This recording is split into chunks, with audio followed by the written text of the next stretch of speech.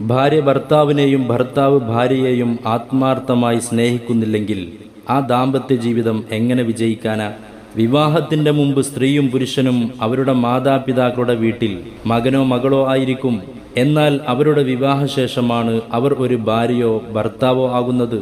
വിവാഹശേഷമുള്ള അവരുടെ പ്രവർത്തനങ്ങളും സമീപനങ്ങളും ഒക്കെയാണ് ഭർത്താവിനെ ഒരു നല്ല ഭർത്താവോ ഭാര്യയെ ഒരു നല്ല ഭാര്യയോ ആക്കുന്നത്. ഡ്രൈവറോ ഡോക്ടറോ അധ്യാപകനോ ആകാൻ മുൻകൂട്ടി പരിശീലനം കൊടുക്കുന്നത് പോലെ ഒരു നല്ല ഭാര്യയോ ഭർത്താവോ ആകാൻ മുൻകൂട്ടി പരിശീലനങ്ങൾ ലഭിക്കുന്നില്ല.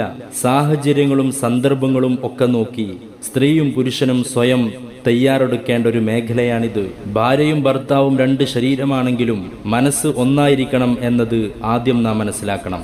ഭാര്യ ഭർത്താക്കന്മാരിൽ ഓരോരുത്തരും തൻ്റെ പങ്കാളിയെ അർഹമായ രീതിയിൽ ആദരിക്കുകയും ബഹുമാനിക്കുകയും വേണം. പരസ്പരം സ്നേഹത്തോടെ ജീവിക്കുകയാണെങ്കിൽ ചെറിയ ചെറിയ പോരായ്മകളും തെറ്റുകളുമൊക്കെ വലിയൊരു പ്രശ്നവുമാവുകയില്ല. സ്നേഹത്തിൻ്റെ കണ്ണ് പോരായ്മകൾ കാണുകയില്ല.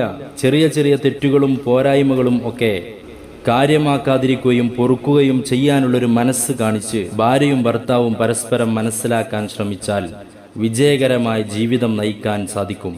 അതുപോലെ തന്നെ രണ്ടുപേരുടെയും ജീവിത രീതികളും സ്വഭാവ പ്രകൃതിയും ഒക്കെ വ്യത്യാസമായിരിക്കും. ഭാര്യയും ഭർത്താവും പരസ്പരം ജീവിത രീതിയും സ്വഭാവ പ്രകൃതിയും മനസ്സിലാക്കാൻ ശ്രമിക്കണം.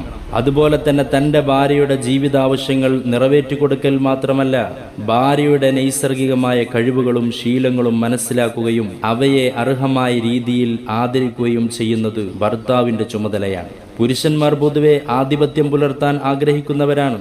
തൻ്റെ കാര്യങ്ങൾ പലപ്പോഴും ഉയർന്നു നിൽക്കണമെന്ന് അവർ വിചാരിക്കും.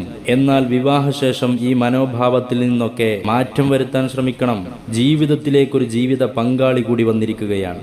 ഏത് കാര്യവും സ്വന്തം ഇഷ്ടത്തിനനുസരിച്ചാണ് ചെയ്തിരുന്നത്.